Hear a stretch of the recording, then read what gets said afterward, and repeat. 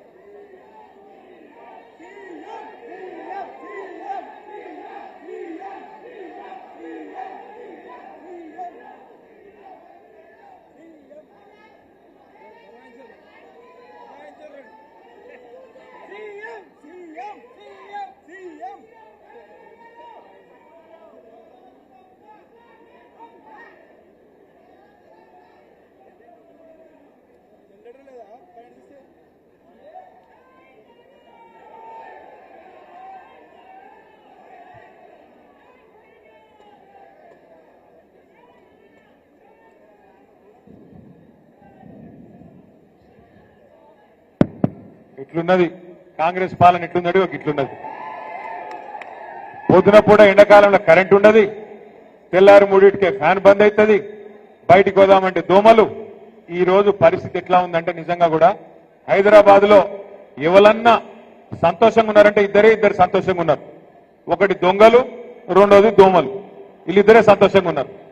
భూములు దోసుకునే దొంగలు, కాంగ్రెస్ దొంగలు హైదరాబాద్ చుట్టూ అడ్డమైన కార్యక్రమాలు చేసుకుంటూ ఇవాళ భూముల మీద పడ్డారు. పొంగులేటి శ్రీనివాసరెడ్డి, రేవంత్ రెడ్డి, వాళ్ళ అన్నదమ్ముళ్ళు మొత్తం ఒకటే ఇరుసుకపడ్డారు మేడ్సల్లా. ఇంకో దిక్కు దోమలు. హైదరాబాద్ లో మనకు హిమాయత్ నగర్ దగ్గర దోమలగూడ అని ఒక ఊరు ఉంటుంది, దోమలగూడ అని ఒక కాలనీ ఉంటుంది.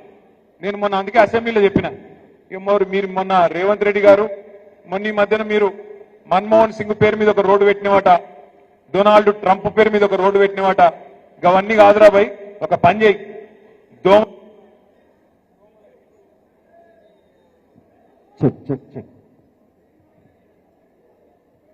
అవన్నీ కాదు, ఒక పని చెయ్యు. దోమల గుడ లెక్కనే దోమల హిల్స్, దోమల బాదు, దోమల గుట్ట, దోమల గుడ ఇట్లనే పేర్లు పెట్టి తప్ప నీ కనీసం దోమల మంది కూడా కొట్టే తెలివి లేనోడివి నువ్వేం చేస్తున్నావు ముఖ్యమంత్రి అని చెప్పి మొన్న శాసనసభలో కూడా అడిగిన. మీరు చూస్తా ఉన్నారు అన్ని విషయాల్లో. ఆయన ఒక్కటే ఆలోచన చేస్తున్నాడు రేవంత్ రెడ్డి గారు. ఎట్లన్నా చేసి మనను బదనాం చేసి కేసీఆర్ అప్పుల పాలు చేసిండని, ఇంకోటి చేసిండని తప్పించుకుందామనే ప్రయత్నం.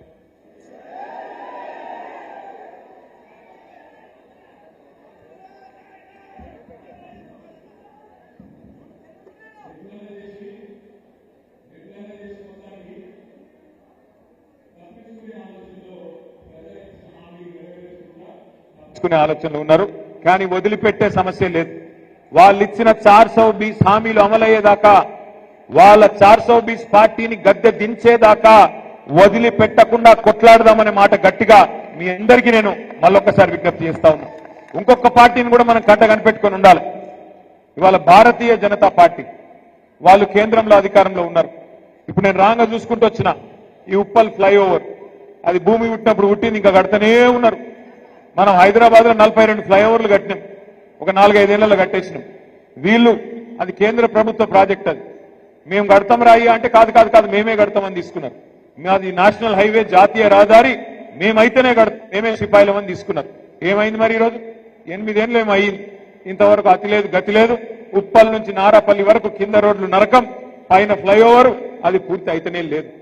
ఈ రకంగా భారతీయ జనతా పార్టీ కూడా ప్రజల సమస్యలు కానీ తెలంగాణ కోసం కానీ చేసిందేమీ లేదు. ఇంకా మీదికెళ్ళి ఒక కొత్త కుట్ర కూడా తెరలేపుతున్నట్టుగా కనబడతా ఉన్నది. కొత్తగా మరొక కుట్ర కూడా చేస్తున్నది భారతీయ జనతా పార్టీ. మీరు చూసింటారు ఇవాళ పేపర్లలో సీట్లు పెరుగుతున్నాయి, అసెంబ్లీ సీట్లు, పార్లమెంట్ సీట్లు అని ఇవాళ పేపర్లో మీరు చూసే ఉంటారు. కానీ అందులో కూడా ఏదో కుట్ర జరుగుతున్నట్టుగానే కనబడతా ఉన్నది. ఎందుకంటే బయటికి ప్రధానమంత్రి మాట్లాడినప్పుడు, నిన్నగాక మొన్న కేంద్ర మంత్రి కిషన్ రెడ్డి మాట్లాడినప్పుడు 50% సీట్లు పెంచుతున్నామని చెప్పిండ్రు. అంటే 110 ఉంటే 179 అవుతుంది, 60 సీట్లు పెరుగుతాయని చెప్పిండ్రు. 17 సీట్లున్నాయి పార్లమెంట్ లో, 26 అవుతాయని చెప్పిండ్రు. కానీ బిల్లు పెట్టిండ్రు, రేపటి నుంచి పార్లమెంట్ పెట్టిండ్రు. బిల్లులో మాత్రం 50% ముచ్చట లేనే లేదు. అంటే చెప్పేదొకటి చేసేదొకటి. మీరు ఒక్క మాట యాది పెట్టుకోండి, భారతీయ జనతా పార్టీ ఎన్నటికి కూడా తెలంగాణకు మిత్రుడు కాదు. ఆనాడు 2014లో ఆంధ్రప్రదేశ్ పునర్విభజన చట్టంలోనే సీట్లు పెంచుదామనే ఆలోచన ఆ చట్టంలోనే ఉన్నది. కానీ ఆ చట్టాన్ని తుంగలో దొక్కిందే భారతీయ జనతా పార్టీ. మళ్ళీ ఈ రోజు సీట్ల పెంపు పేరు మీద